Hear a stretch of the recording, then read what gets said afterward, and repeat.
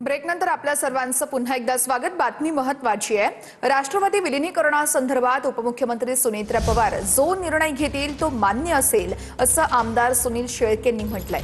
विलिनीकरणासंदर्भात NDA आणि राज्यातील प्रमुख नेत्यांना विश्वासात घेऊन निर्णय घ्यावा लागेल असंही सुनील शेळकेंनी म्हटलंय। सुनेत्रा वहिनी जो निर्णय घेतील त्या निर्णयाला आम्ही सर्वजण एकमताने त्यांच्या मागे उभं राहू।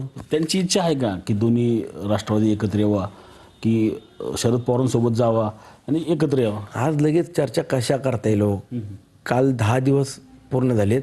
आता पुढच्या आठवड्यापासून कामकाजाला सुरुवात करतील सुनेत्रा वहिनी। त्यानंतर बसून सर्वांची चर्चा होतीलच।